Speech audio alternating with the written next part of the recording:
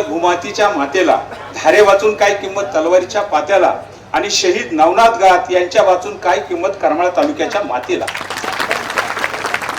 असंही म्हटलं जातं, माऊली ज्ञानोबारायांसारखा सामाजिक संजीवन सोहळा कधी घडला नाही, संत तुकोबारायांसारखं सदैव वैकुंठ कधी घडलेलं नाही, स्वतःच्या शेतात देवाला घेऊन येणाऱ्या सावता बाबासारखा दुसरा संत घडला नाही, राजा शिवबासारखा छत्रपती नाही, संभाजी राजांसारखा धैर्यवान नाही, कर्णासारखं दातृत्व नाही, संतासारखं औदार्य नाही, गरुडासारखी भरारी नाही, आईसारखं प्रेम नाही, आणि संघर्ष योद्धा मनोजदादा जरांगे पाटील यांचा सारखा योद्धा संपूर्ण देशात कुठं नाही. असं हे महाराष्ट्रातल्या मराठी माणसाचं दैवत या ठिकाणी उपस्थित आहे. आणि त्यांच्या जोडीला या तालुक्याचा बुलंद आवाज आदरणीय आमदार नारायणबा पाटील आणि उपस्थित सर्व मान्यवर बंधू आणि भगिनींनो, मी जास्त बोलणार नाही. दादा म्हणत होते त्यांच्यानंतर मला बोला, पण मी म्हटलं जर आकर्षण संपलं म्हणजे लाईटच गेली तर अंधारात तुम्ही काय ऐकायचं बोलायचं, त्यामुळे मी दादा जास्त वेळ घेणार नाही. पण एक गोष्ट महत्वाची मला सांगितली पाहिजे की मित्रांनो, एक गोष्ट लक्षात ठेवा, देशातल्या घराघरात दिवे पेटले म्हणजे देश उजळत नसतो, तर देशाच्या सीमेवरती जो सैनिक देशाची सीमा सुरक्षित राखण्याचं काम करतो त्याच्यामुळे देश झळकत असतो नव्हे, देशातल्या घराघरात देवा पेटत असतो. राजकारणातल्या सत्तेमधून आणि प्रशासनाच्या सेवेच्या माध्यमातून दोन पैसे मिळवून देश कधी मोठा होत नाही, तर ज्यामध्ये सेवा समर्पण आणि त्याग असतं त्यातून देश मोठा होतो. अशा पद्धतीनं सेवा त्याग आणि समर्पण असे असणारे शहीद नवनाथ गात यांच्या 23व्या स्मृती दिनानिमित्त मी त्यांना विनम्र अभिवादन करतो. शहीद ही भूमिका कधीतरी समजून घ्या. ज्या घरामध्ये शहीद जातो होतो आणि शहीद फक्त नाव राहतं, त्या घराची कधीतरी आठवण घ्या. तो शहीद धारातीर्थी रणांगणावरती धारातीर्थी पडलेला असतो, त्याचा देह तिथे निश्चित पडलेला असतो, पण त्याच्याबरोबर त्याचं आयुष्य, त्याचं भविष्य, त्याचं स्वप्न, त्याचा परिवार आणि त्याचे सगळे जीवलग त्याच्या समोर जात असतात. हे त्या शहीदाचं असणारं वास्तव दर्शन. शहीद ज्या घरातून जातो त्या घरातली जागा रिकामी असते, वडिलाचा निर्धार जातो, आईचा आधार जातो, परिवार निराधार होतो, पण तरीही देशासाठी समर्पित करणाऱ्या शहीदाच्या परिवारातली माणसं देशासाठी, समाजासाठी, माणसासाठी अशा पद्धतीचा कार्यक्रम करत असतात. हा परिवार म्हणजे गात परिवार आणि शहीद नवनाथ गात समिती ही असणारी आजची असणारी संयोजनाची संकल्पनाची महत्वाची भूमिका आपण समजून घेतली पाहिजे. शहीद कधी मरत नाही, शहीद कधी मरत नाही. शहीद देशाच्या तिरंग्याच्या धाग्यामध्ये स्वतःला गुंफून घेत असतो. शहीद या काळ्या इच्छा मातीच्या कणाकणामध्ये सुगंध रूपाने जिवंत असतो. अरे शहीद देशातल्या देशभक्ताच्या हृदयामध्ये वास करत असतो, त्याचं नाव असतं शहीद. शहीद कधी संपत नाही. अरे शहीद सांगतो तुम्हाला, रवी ठाकूर सांगतात, शहीद सांगतो मी जातोय, पण तुम्ही आहात ना, तुम्ही काय करा, असं जगावं छाताडावरती आव्हानाचे लावून तर नजर रोखून नजरेमध्ये आयुष्याला द्यावे उत्तर. नको गुलामी नक्षत्रांची भीती आंधळ्या ताऱ्यांची, आयुष्याला भिडताना ही चैन करावी स्वप्नांची, असे दांडगी ज्याची इच्छा तया मार्ग मिळती सत्तर, नजर रोखून नजरेमध्ये आयुष्याला द्यावे उत्तर. पाय असावे जमिनीवरती अमृत भेट घेताना, हसू असावे ओठावरती काळीज काढून देताना, जर संकटे आली तरी बेहत्तर, नजर रोखून नजरेमध्ये आयुष्याला द्यावे उत्तर. हा असणारा शहीदाचा सांगावा आहे. तो सांगावा सांगण्यासाठी मी फक्त 2 मिनिटं इथं उभा आहे. शहीदाने सर्वस्व केले, कशासाठी केले? एक शहीद नाही, आमच्याकडे कुंभेचे काटे असतील, साड्याचे चौधरी असतील, झऱ्याचे बागल असतील, अरे अनेक शहीदांनी शहीदत्व केलं, समर्पण केलं, आत्मसमर्पण केलं, आत्माहुती केली. पण काय, एक गोष्ट लक्षात ठेवा की आज या देशातलं चित्र दिसतंय तितकं सुंदर आणि तितकं समर्पक वाटत नाहीये. एका गावातली कहाणी आहे. एका गावामध्ये आड होता. त्या आडाच्या पाण्यानं सर्व गावाची तहान भागायची. पहाटे 4 वाजल्यापासून आडाचा रहाट घडघडायचा, लोक पाणी प्यायचे, तृप्त व्हायचे. पण एका नतद्रष्टानं त्या आडामध्ये विषाची पुडी टाकली. पाणी तेच होतं, पाणी नितळ होतं, पाणी स्वच्छ होतं, आड तोच होता, पण त्या पाण्याची चव विषारी होती. जे पाणी जीवन देत होतं ते पाणी मारण्याचं काम करत होतं. हीच भूमिका आज आमच्या देशाच्या स्वातंत्र्यानंतर 79 वर्ष झाल्यानंतर सुद्धा या देशातला भ्रष्टाचार अजून संपलेला नाही. या देशातली अतिक्रमणाची भूमिका संपलेली नाही. या देशामध्ये माझ्या छोट्या मुलीवरचा अत्याचार थांबलेला नाही. या देशामध्ये ज्या मनोज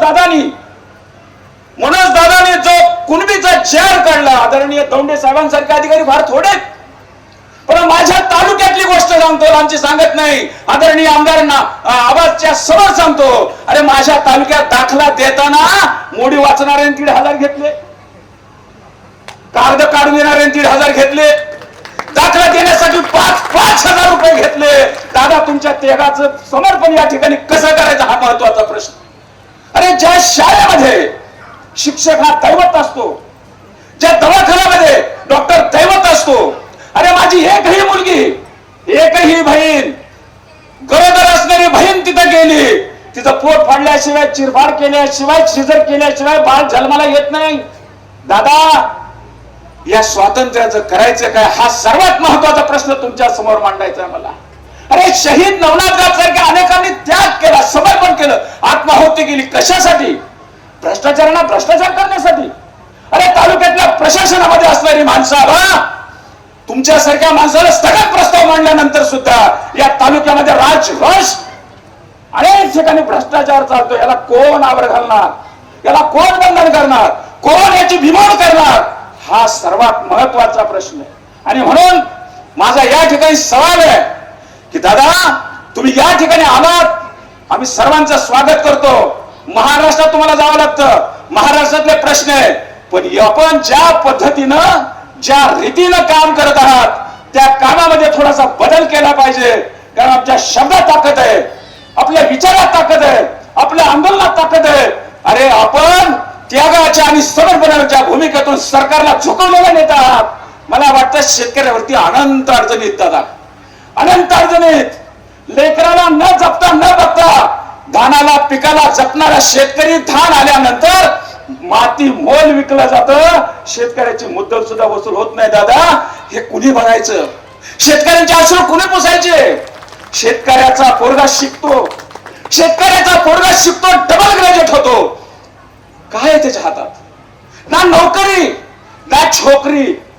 अरे शेतकऱ्याच्या पोराला तर पुरीच द्यायला कुणी तयार नाही. दादा, शेतकऱ्याच्या घरातलं जीवन बघा.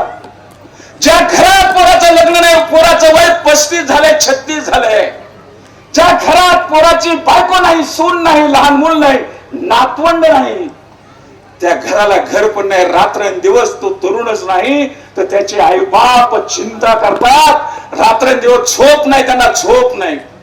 आणि तुकोबरा सांगतात की भक्ती कर ऐशी थोर भक्ती आवडती देवा, संकल्प हवी माया संसाराची, ठेविले अनंते तैसेचे राहावे, चित्ती असू द्यावे समाधान. कसं चित्ती समाधान द्या? माऊली म्हणतात, सुखी संतोष नावे, दुःखी विश्राम भजावे, लाभ न धरावा मना माझी. कसं काय करायचं? दादा, मी जास्त बोलणार नाही, पण आपल्या समोर समस्यांची मालिका मांडणे माझं कर्तव्य म्हणून मी तुमच्या अगोदर बोललोय.